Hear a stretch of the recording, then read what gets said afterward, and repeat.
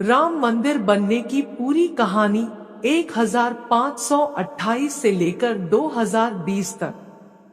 दिल्ली को जीतने के बाद बाबर के आदेश पर अयोध्या में स्थित राम मंदिर को 1528 में तोड़ दिया गया था। बाबर के सेनापति मीर बाकी ने राम मंदिर के स्थान पर एक मस्जिद का निर्माण कराया जिसका नाम बाबरी मस्जिद रखा। 30 अक्टूबर 1990 की तारीख बड़ी खास और दुखद है। इस दिन अयोध्या में कर्फ्यू लागू था। इससे एक दिन पहले उत्तर प्रदेश के तत्कालीन मुख्यमंत्री मुलायम सिंह यादव का एक बयान आता है। अपने बयान में वो कहते हैं कि अयोध्या में परिंदा भी पर नहीं मार सकता। बावजूद इसके भारी संख्या में लोग अयोध्या पहुंचते हैं। पुलिस ने एक खास रास्ते पर 1.5 किलोमीटर तक बैरिकेडिंग कर रखी थी। सुबह के 10 बजे तक हनुमानगढ़ी इलाके में भीड़ पहुंच जाती है। बैरिकेडिंग को भी तोड़ दिया जाता है। भीड़ एक मस्जिद की ओर बढ़ने लगती है।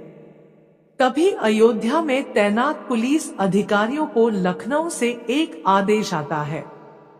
आदेश था गोली दागने का। पुलिस ने गोलियां चलाई। कहीं गोली लगने से तो कहीं भगदड़ मचने से कई लोगों की मौत हुई। मामला यही नहीं रुका। 1 नवंबर को मृतकों का अंतिम संस्कार होता है। 2 नवंबर को लोगों की भीड़ फिर से हनुमानगढ़ी के पास मौजूद संकरी गली से होते हुए मस्जिद की तरफ बढ़ती है। सामने पुलिस थी। एक बार फिर आदेश लखनऊ से आया। आदेश था फायर करने का। 2 नवंबर 1990 को फिर पुलिस ने गोलीबारी की। फिर कई लोगों की मौत हुई। ये कहानी कोई आम कहानी नहीं, बल्कि इतिहास में दर्ज वो कहानी है जिसने सबसे ज्यादा समय तक विवादों का सामना किया, जिसे हम बाबरी मस्जिद या राम जन्मभूमि विवाद के नाम से जानते हैं। बता दें कि इस कहानी को हम 4 चरणों में बताएंगे, क्योंकि इस कहानी को समझने का यही बेहतर तरीका है। 1528 से 1947 के बीच क्या हुआ? इस कहानी की शुरुआत होती है 1528 से। इस समय तक बाबर ने दिल्ली पर कब्जा कर लिया और देश में मुगल साम्राज्य की नींव पड़ गई थी। इतिहासकारों की माने तो बाबर के कमांडर यानी सेनापति मीर बाकी ने बाबर के आदेश के बाद अयोध्या में राम मंदिर को तुड़वा दिया। इसके बाद वहां एक मस्जिद बनाई थी। मस्जिद का नाम रखा बाबरी मस्जिद। 1528 में मस्जिद बनाई गई या नहीं, इसका कोई ऐतिहासिक प्रमाण नहीं है। आईने अकबरी हो या बाबरनामा, दोनों में ही इसका जिक्र नहीं मिलता। तुलसीदास ने 1574 में रामचरितमानस का अवधी में अनुवाद किया। इस किताब में भी बाबरी मस्जिद का उल्लेख नहीं मिलता। कहानी आगे बढ़ती है और साल आता है 1838। इस साल पहली बार अयोध्या में सर्वे किया गया। सर्वे करने वाला अधिकारी ब्रिटिश था, जिसका नाम था मॉन्टगोमेरी मार्टिन। मार्टिन ने सर्वे के बाद बताया कि मस्जिद में जो पिलर मिले हैं वो हिंदू मंदिर से लिए गए हैं। बता दें कि 1838 से पहले के 300 वर्षों का कुछ खास इतिहास मौजूद नहीं है। लेकिन ब्रिटिश अधिकारी के सर्वे के बाद अयोध्या में पहली बार साल 1838 में ही बवाल होता है। हिंदू कहते हैं कि जिस स्थान पर बाबरी मस्जिद है वहां पहले भगवान राम का मंदिर हुआ करता था, जिसे बाबर ने तुड़वा दिया और उस पर मस्जिद का निर्माण करवाया। साल 1853 आता है और पहली बार अयोध्या में दंगा होता है। इसके बाद 1857 में हनुमानगढ़ी के महंत ने मस्जिद के आंगन के पूर्वी हिस्से में एक चबूतरा बनवाया। इसी चबूतरे को राम चबूतरा कहा गया। इसी स्थान को राम जन्मभूमि भी कहा गया। विवाद बढ़ा तो इसके विरोध में मौलवी मोहम्मद असगर ने जिला मजिस्ट्रेट के सामने अर्जी लगाई। पहली बार साल 1859 में मजिस्ट्रेट के आदेश के बाद मस्जिद में एक दीवार खड़ी कर दी जाती है। इस तरह भीतरी हिस्से में मुसलमानों को इबादत और बाहरी हिस्से में हिंदुओं को पूजा करने की अनुमति मिली। अब साल आता है 1885। निर्मोही अखाड़ा के महंत रघुवार दास ने राम चबूतरे की कानून हक लेने के लिए कोर्ट में अर्जी डाली। इस जगह उन्होंने मंदिर बनाने को लेकर कोर्ट से मांग की। इस याचिका में चबूतरे वाले स्थान को ही राम जन्मभूमि बताया गया था। ये अर्जी साल 1886 में खारिज कर दी जाती है। अब कहानी सीधा पहुंचती है साल 1934 में। अब सवाल ये उठता है कि 1886 से 1934 तक क्या हुआ। इस दौरान कई दस्तावेजों ने ये दावा किया कि अयोध्या में कई मंदिरों को तोड़ा गया और उस पर मस्जिदों का निर्माण हुआ। उनमें से एक राम मंदिर भी था। साल 1934 में अयोध्या में सांप्रदायिक दंगे हुए। लोगों ने बाबरी मस्जिद के कुछ हिस्से को ढा दिया। मस्जिद के टूटे हुए हिस्से को अंग्रेजों ने ठीक कराया। साल 1944 में वक्फ बोर्ड की तरफ मस्जिद को सुन्नी प्रॉपर्टी घोषित कर दी जाती है। सुन्नी प्रॉपर्टी इसलिए क्योंकि बाबर सुन्नी मुसलमान था। 1947 से 1980 के बीच क्या हुआ? साल 1947 में देश आजाद हुआ। बंटवारे का जख्म ताजा था। हिंदू और मुसलमानों के बीच नफरत इस समय पक्के तौर पर थी। आजादी के बाद राम मंदिर की मांग जोर पकड़ती है। दिसंबर 1949 में अयोध्या में 9 दिनों के रामचरितमानस पाठ का आयोजन किया जाता है। इस आयोजन में गोरखनाथ मंदिर के महंत दिग्विजय नाथ भी शामिल थे। 22 और 23 दिसंबर की रात मस्जिद में भगवान राम की मूर्तियां मिलती हैं। आरोप हिंदुओं पर लगता है। कहा गया कि उन्होंने मूर्तियों को विवादित स्थान पर रखा। 23 दिसंबर की सुबह मस्जिद में रामलला की पूजा शुरू हो जाती है। हिंदू वहां पूजा और दर्शन करने पहुंचते हैं तो मुस्लिम वहां विरोध करने पहुंचते हैं। मामला फिर कोर्ट में पहुंचता है। ये वो समय था जब देश में संविधान लागू नहीं हुआ था। संविधान की धर्मनिरपेक्षता अब तक तय नहीं की जा सकी थी। इस दौरान प्रधानमंत्री जवाहरलाल नेहरू ने बयान दिया और कहा कि जो हुआ वह गलत हुआ। किसी भी धार्मिक स्थान को कोई हथिया नहीं सकता। एक किस्सा है नेहरू और उस समय के फैजाबाद के जिलाधिकारी के नायर का। दरअसल नेहरू के नायर को खत लिखते हैं। वो मस्जिद से मूर्ति हटाने और पहले जैसी यथास्थिति बनाने का आदेश देते हैं। के नायर इस आदेश को नकार देते हैं।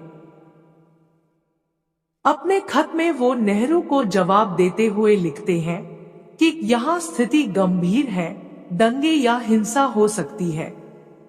नायर के खत को पढ़ने के बाद नेहरू फिर एक खत लिखते हैं।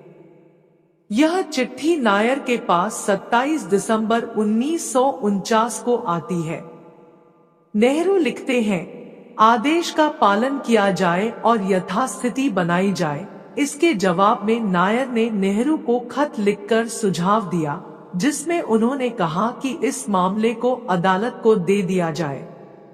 जब तक अदालत का फैसला नहीं आता तब तक मस्जिद में रखी गई मूर्ति के वहां एक जालीनुमा गेट लगा दी जाए। नेहरू ने इस सुझाव को स्वीकार कर लिया। इसके बाद मामला कोर्ट पहुंचा। 29 दिसंबर 1949 को कोर्ट ने बाबरी मस्जिद को पहली बार विवादित स्थल घोषित किया। इसी के बाद से बाबरी मस्जिद के लिए विवादित ढांचा जैसे शब्दों का प्रयोग होने लगा। कोर्ट के आदेश के बाद मस्जिद के बाहर ताला लग गया। 16 जनवरी 1950 को गोपाल सिंह विशारद सिविल केस फाइल करते हैं। वो कोर्ट से मांग करते हैं कि हिंदुओं को पूजा की अनुमति दी जाए और मूर्तियों को उस जगह से न हटाया जाए, लेकिन कोर्ट ने इस अपील को खारिज कर दिया। साल 1959 में निर्मोही अखाड़ा एक बार फिर पिक्चर में आता है। निर्मोही अखाड़ा कोर्ट पहुंचता है। अखाड़े ने इस बार केवल राम चबूतरे की ही नहीं बल्कि पूरे 2.77 एकड़ जमीन का हक कोर्ट से मांगा। इसके 2 साल बाद सुन्नी वक्फ बोर्ड ने भी कोर्ट में केस दायर किया।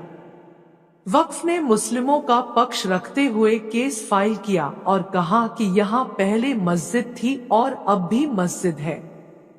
इसके बाद अगले 20 से 25 साल तक कोर्ट में केस चलता रहा। 1980 से 1990 के बीच क्या हुआ? अब साल आ गया 1980 का। भाजपा जनसंघ से अलग हो गई थी। भाजपा ने खुलकर हिंदू संगठनों और राम मंदिर का समर्थन किया। हिंदू संगठन एक्टिव हो जाते हैं। मांग उठती है कि बाबरी मस्जिद के स्थान पर राम मंदिर का निर्माण किया जाए। साल 1984 में धर्म संसद का दिल्ली में आयोजन किया गया। विश्व हिंदू परिषद (VHP) नेता अशोक सिंघल ने रथ यात्रा निकालने की बात कही, लेकिन इसके 6 महीने बाद ही इंदिरा गांधी की हत्या हो जाती है। रथ यात्रा को टाल दिया गया। इंदिरा की हत्या के बाद राजीव गांधी कमान संभालते हैं और प्रधानमंत्री बनते हैं। राजीव के लिए 2 अहम चुनौतियां थी। पहली कि राम मंदिर के मुद्दे पर क्या रुख होना चाहिए और दूसरा कि हिंदू संगठनों की लामबंदी पर कंट्रोल कैसे किया जाए। हालांकि इस समय देश में एक घटना घटती है जिसने मंदिर आंदोलन की आग में घी का काम किया। दरअसल इंदौर की रहने वाली शाह बानो के केस में राजीव गांधी ने मुस्लिम वोट बैंक को खुश करने के लिए सुप्रीम कोर्ट के फैसले को पलट दिया। राजीव गांधी ये जानते थे कि उन्हें इस फैसले को बैलेंस करना होगा। इसके बाद राजीव गांधी ने उस समय के यूपी के तत्कालीन मुख्यमंत्री वीर बहादुर सिंह पर दबाव डाला कि बाबरी मस्जिद के ताले को खोल दिया जाए। इसके कुछ ही दिन बाद 1986 में फैजाबाद की अदालत ने बाबरी मस्जिद के ताले को खोलने का आदेश दिया और मंदिर में पूजा करने की भी इजाजत दे दी। लेकिन सवाल ये भी है, क्या इससे पहले पूजा नहीं होती थी? पूजा जरूर होती थी, लेकिन कोर्ट द्वारा नियुक्त एक पुजारी द्वारा साल में केवल एक बार ताला खुलने के बाद कोई भी अयोध्या जा सकता था, पूजा कर सकता था। लेकिन नमाज अब भी शुरू नहीं हो सकी थी। ताला खुलने के बाद मुस्लिम पक्ष ने बाबरी मस्जिद एक्शन कमेटी बनाई। ताला खुलने के बाद अब देश भर में रामशिलाओं की पूजा और उन्हें अयोध्या ले जाने की बारी थी। फिर राजीव पर भूमि पूजन के लिए दबाव बनने लगा। वो कंफ्यूजन में थे, लेकिन एक बार फिर उन्होंने अपने हिंदू वोट बैंक को बचाने का फैसला लिया। ऐसा कहा जाता है कि राजीव इस समस्या के हल के लिए देवराहा बाबा के पास पहुंचे। देवराहा बाबा ने उनसे कहा कि मंदिर बनना चाहिए, शिलान्यास हो जाने दो बच्चा। शिलान्यास का वक्त 9 नवंबर 1989 तय किया गया। इससे पहले देश भर में रामशिलाओं की पूजा हुई। सांप्रदायिक तनाव भी बढ़ा, कई जगहों पर दंगे हुए, सैकड़ों लोग मारे गए। 9 नवंबर को विहिप ने विवादित स्थल के पास राम मंदिर की नींव रख दी और मंदिर निर्माण के लिए अभियान तेज कर दिया। कहते हैं कि यह पहली बार था जब सरकार को आभास हुआ कि बाबरी मस्जिद गिराई जा सकती है। साल 1989 चुनावी साल था। वोट बैंक की राजनीति जोरों पर थी। राजीव गांधी ने अयोध्या से ही अपनी चुनावी रैली की शुरू की, लेकिन इसका उन्हें फायदा नहीं हुआ। 1989 के लोकसभा चुनाव में भाजपा को 85 सीटें मिली। इससे पहले हुए लोकसभा चुनाव में भाजपा के पास केवल 2 ही सीटें थी। भाजपा ने वीपी सिंह को समर्थन दिया। वीपी सिंह प्रधानमंत्री मंत्री बने। 25 सितंबर 1990 को लालकृष्ण आडवाणी रथ यात्रा निकालने की घोषणा करते हैं। रथ यात्रा जो सोमनाथ से अयोध्या तक निकाली जानी थी, जिसे 30 अक्टूबर 1990 तक अयोध्या पहुंचना था। नरेंद्र मोदी उस समय गुजरात में रथ यात्रा के प्रभारी थे। कार सेवकों को बड़ी संख्या में अयोध्या पहुंचने का आदेश होता है। योजना थी कि 30 अक्टूबर को अयोध्या में पहली कार सेवा की जाएगी। आडवाणी ने रथ यात्रा निकाली। इस दौरान देश भर में खूब हिंसा और दंगे हुए, लोग भी मरे। 23 अक्टूबर को आडवाणी की रथ यात्रा बिहार के समस्तीपुर पहुंचती है। वीपी सिंह के आदेश पर तत्कालीन बिहार के मुख्यमंत्री लालू प्रसाद यादव ने रथ यात्रा को रुकवा दिया। आडवाणी को गिरफ्तार कर लिया गया। गिरफ्तारी की यह जानकारी दिल्ली पहुंची तो अटल बिहारी वाजपेयी ने वीपी सिंह की सरकार से समर्थन वापस खींच लिया। केंद्र की वीपी सिंह की सरकार गिर गई। 30 अक्टूबर 1990 तक देश भर से भारी संख्या में कार सेवक अयोध्या पहुंचते हैं। इस दिन अयोध्या में कर्फ्यू लागू था। तमाम प्रतिबंधों के बावजूद कार सेवकों की भारी भीड़ वहां इकट्ठा होती है। हालात हिंसक बन जाते हैं। कारस्वेक मस्जिद पर चढ़कर केसरिया ध्वज फहरा देते हैं। तभी लखनऊ से अयोध्या के पुलिस अधिकारियों को एक फोन आता है। ये फोन था यूपी के तत्कालीन मुख्यमंत्री मुलायम सिंह यादव का। उन्होंने कार सेवकों पर गोली चलाने का आदेश दिया। पुलिस ने आदेश का पालन किया और गोलियां चला दी। कई कार सेवक मरे, कोई गोली से तो कोई भगदड़ की चपेट में आकर। इसके बाद 2 नवंबर 1990 को फिर ऐसी ही घटना होती है। कार सेवकों पर गोलियां चलाने का फिर आदेश लखनऊ से ही आया। इस दौरान कुल 28 कारस्वेकों की मौत हुई। मरने वालों में कोठारी बंधु भी शामिल थे। यह वही दौर था जिसके बाद मुलायम सिंह यादव के लिए मुल्ला मुलायम जैसे शब्दों का इस्तेमाल होने लगा। 1991 के बाद क्या हुआ? एक बार फिर चुनावी दौर शुरू होता है। मई 1991 में चुनाव प्रचार करने गए राजीव गांधी की हत्या कर दी जाती है। देश में कांग्रेस के प्रति सहानुभूति थी। कांग्रेस केंद्र में अधिकार जमाती है। पीवी नरसिम्हा राव प्रधानमंत्री बनते हैं। इसी साल जून में यूपी में चुनाव हुए। भाजपा सरकार बनाती है। कल्याण सिंह मुख्यमंत्री बनते हैं। सरकार बनते ही विवादित स्थल के पास की भूमि एक ट्रस्ट को दे दी जाती है। ट्रस्ट का नाम था जन्मभूमि न्यास। इस जमीन पर पहले कई मंदिर और आश्रम थे। उनके महंतों ने सहमति से न्यास को अपनी भूमि दान की और कहा कि राम मंदिर का निर्माण हो सके, इसलिए यह दान दिया जा रहा है। न्यास इस भूमि पर निर्माण कार्य शुरू कर देती है। इलाहाबाद हाई कोर्ट ने इसमें दखल दिया और निर्माण कार्य पर रोक लगा दी। पीवी नरसिम्हा राव 30 अक्टूबर 1992 को दोनों पक्षों यानी हिंदू और मुस्लिम पक्षों को दिल्ली बुलाते हैं। बातचीत करने के लिए दिल्ली पहुंचे दोनों गुटों के बीच बातचीत का कोई निष्कर्ष नहीं निकलता। इसी दिन वीएचपी के नेता प्रधानमंत्री आवास से निकलकर एक स्थान पर प्राइवेट मीटिंग करते हैं। ऐलान करते हैं कि 6 दिसंबर 1992 को कार सेवा दिवस मनाया जाएगा।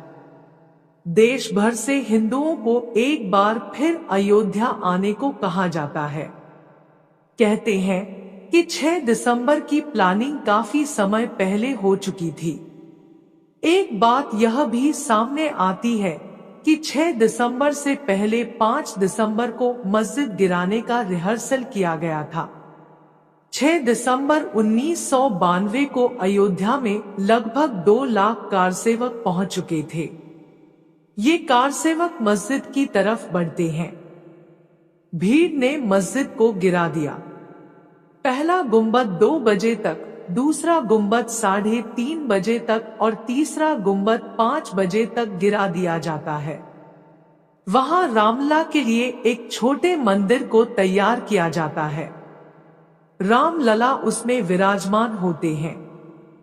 मुलायम सिंह की तरह तत्कालीन मुख्यमंत्री कल्याण सिंह ने कोई सख्त एक्शन नहीं लिया, बल का भी प्रयोग नहीं किया। जब मस्जिद गिरी तो वीएचपी और भाजपा के कई नेता वहां मंच पर मौजूद थे। वो कार्यकर्ताओं और कारसेवकों से संयम बरतने की अपील करते हैं। इन नेताओं पर अब भी केस चल रहा है जो कोर्ट में लंबित है। 6 दिसंबर की शाम 6 बजे तक यूपी में राष्ट्रपति शासन लागू कर दिया जाता है। कल्याण सिंह का इस्तीफा पहले से तैयार था, वो इस्तीफा दे देते हैं। 7 दिसंबर को पीवी नरसिम्हा राव संसद में बयान देते हैं और कहते हैं मस्जिद को गिराना बर्बर कार्य था। बाबरी मस्जिद गिरने के बाद अगले कुछ समय तक मामला शांत रहता है। अगले कुछ सालों में केंद्र में भाजपा की सरकार आ जाती है। अटल बिहारी वाजपेयी प्रधानमंत्री बन जाते हैं। 2001 में वीएचपी केंद्र सरकार को कड़ा संदेश देती है। कहती है मस्जिद गिर चुकी है, राम मंदिर बनाने की तैयारी शुरू करें। सरकार यदि नहीं करेगी तो वीएचपी खुद मंदिर बनाएगी। साल 2002 में यूपी चुनाव के लिए भाजपा ने घोषणा पत्र जारी किया। राम मंदिर निर्माण का मुद्दा इसमें नहीं था। वीएचपी ने फिर आह्वान किया और कारसेवक फिर अयोध्या में जुटे, लेकिन प्रशासन हस्तक्षेप करती है। इसी दौरान कारसेवक जब लौट रहे थे तो गोधरा की एक ट्रेन में आग लगा दी जाती है, जिसके बाद कई कारसेवक व अन्य लोग जलकर मर जाते हैं। परिणामस्वरूप गुजरात में भीषण दंगे होते हैं। देश में माहौल खराब हो चुका था। कोर्ट ने मामले की गंभीरता को समझा। अप्रैल 2003 में इलाहाबाद हाई कोर्ट की 3 जजों की बेंच विवादित स्थल के मालिकाना हक की कार्रवाई शुरू करती है। आर्कियोलॉजिकल सर्वे ऑफ इंडिया यानी एएसआई को वैज्ञानिक सबूत जुटाने का काम दिया जाता है। एएसआई विवादित स्थान पर खुदाई करती है। खुदाई 6 महीने तक चलती है। अगस्त 2003 में एएसआई रिपोर्ट पेश करती है। रिपोर्ट में एएसआई ने बताया कि खुदाई में 10 से 12 सेंचुरी के बीच के हिंदू मंदिरों के अवशेष मिले हैं। पिलर, ईंटें, शिलालेख और अन्य चीजें मिली हैं। पहली बार विवादित स्थल से जुड़े वैज्ञानिक सबूत मिलते हैं। मामला कोर्ट में चलता रहता है। 30 सितंबर 2010 को इलाहाबाद हाई कोर्ट ने अनोखा फैसला सुनाया। कोर्ट ने 2.77 एकड़ वाली विवादित भूमि को 3 बराबर हिस्सों में बांट दिया। इसमें 1/3 हिस्सा निर्मोही अखाड़ा, 1/3 हिस्सा राम जन्मभूमि न्यास और बाकी 1/3 हिस्सा सुन्नी वक्फ बोर्ड को दिया गया। इस फैसले से तीनों ही नाखुश थे। साल 2011 में पहली बार तीनों ने सुप्रीम कोर्ट का दरवाजा खटखटाया। जनवरी 2019 में अयोध्या केस की सुनवाई के लिए 5 जजों की संवैधानिक पीठ बनाई गई। इसकी अध्यक्षता कर रहे थे चीफ जस्टिस रंजन गोगोई। पीठ में justice DY Chandrachud, justice UU Lalit, justice Bobde और जस्टिस एनवी रमन्ना को शामिल किया गया। 5 जजों की बेंच ने इलाहाबाद हाई कोर्ट के फैसले पर रोक लगा दी। 9 नवंबर 2019 को ऐतिहासिक फैसला आया। इस फैसले ने राम मंदिर के 492 साल पुराने संघर्ष पर विराम लगा दिया। बेंच ने सर्वसम्मति से फैसला लिया और एएसआई की साइंटिफिक रिपोर्ट का हवाला दिया तथा 2.77 एकड़ की पूरी जमीन जो विवादित थी वह रामलला विराजमान को दे दी गई। सरकार को आदेश हुआ कि राम मंदिर निर्माण के लिए ट्रस्ट बने। सुन्नी वक्फ बोर्ड को अयोध्या में किसी और स्थान पर 5 एकड़ जमीन देने का भी आदेश हुआ। 5 फरवरी 2020 को राम जन्मभूमि ट्रस्ट को मंजूरी मिली। 5 अगस्त 2020 को प्रधानमंत्री नरेंद्र मोदी अयोध्या पहुंचते हैं। राम जन्मभूमि का पूजन और शिलान्यास करते हैं। अंत में 22 जनवरी 2024 को रामलला की प्राण प्रतिष्ठा होने वाली है। प्रधानमंत्री नरेंद्र मोदी खुद इस कार्यक्रम में मौजूद रहेंगे। राम जन्मभूमि के संघर्ष की कुछ ऐसी थी 492 साल तक चली कहानी। जय श्री राम। अगर वीडियो पसंद आई तो हमारे चैनल को सब्सक्राइब करें।